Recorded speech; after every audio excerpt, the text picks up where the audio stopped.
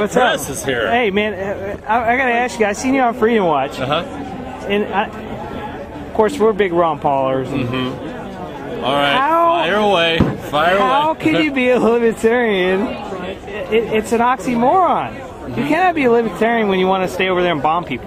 You're going to have to be a bit more specific than stay over there and bomb people. I don't know what that means.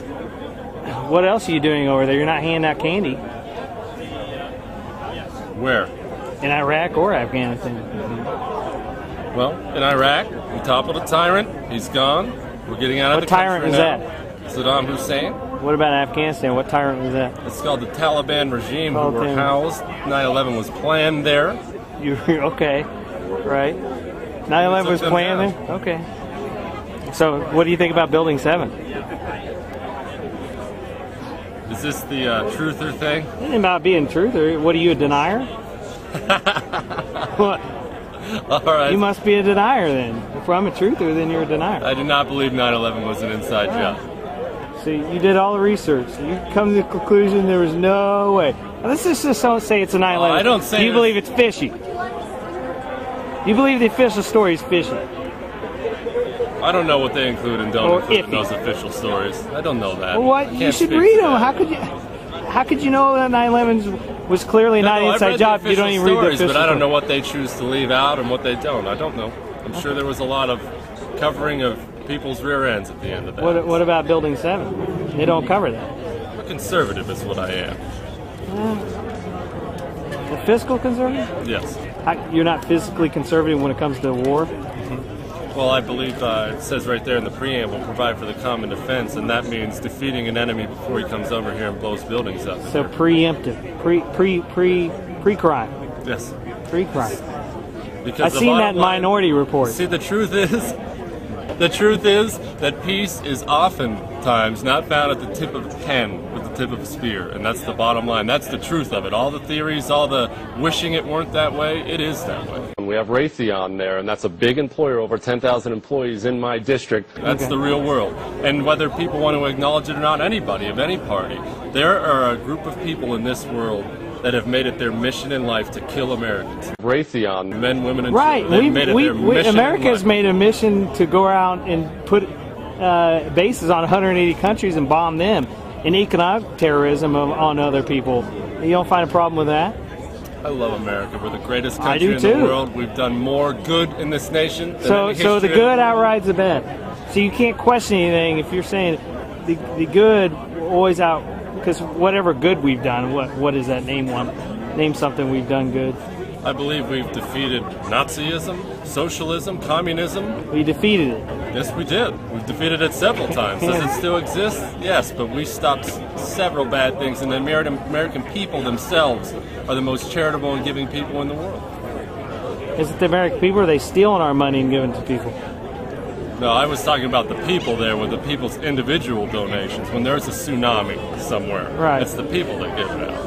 What about when the government steals plenty of our money? And with all the waste that's out there, all the massive waste, I mean, we talk about the $1 trillion that's been spent in Iraq. This president There's way more than a trillion, dude. That's just what they tell you. This president spent that in the first 2 weeks of his presidency. The Social Security, Medicare, entitlements, there's so much waste out there. To focus on what we're doing purely in foreign policy, I think it's a waste of effort. Oh, so now since they're spending more money on other bull, the war is like secondhand, exactly what they want to do. Their plan is coming to fruition. It's to get you, oh, well, the war is only $1 trillion. I'm spending $8 trillion. So why are we even talking about the war? No, I'm not saying don't talk about the war. I'm saying if that's your main focus, beyond anything else. What do you think about Kokesh, though? You don't think Kokesh's message is the ultimate freedom Ron Paulish type? I love Kokesh. I've got a cell in my phone. We talk before me and him are buddies, I know. This is an undeclared war. This is a police action. Who are we fighting against? Haven't we already killed the people that killed Americans? Yes, we have. And the Taliban are there, and they're ready to do it again. It's not as if we've killed the only people in this world that have made a commitment. These people have made a commitment across the world to kill Americans. That is what they live for, is to come over here on our soil, and kill Americans. You're right, it was an undeclared war. I want a congressional declaration of war. Raytheon in my district. And you know, I just heard Jesse say that he won't debate these wars when there's troops in harm's way. Well, when I see Americans dying in the field in a situation that's not making America any safer, I have to speak out and I have to debate these issues. And he says he's not willing to debate, but he's willing to support and even, you know, support an escalation and take that side of the debate in talking about Afghanistan. I think that's really sad. Was the Iraq war a just war? Was it just under the law? Not. Was it just moral? Absolutely not.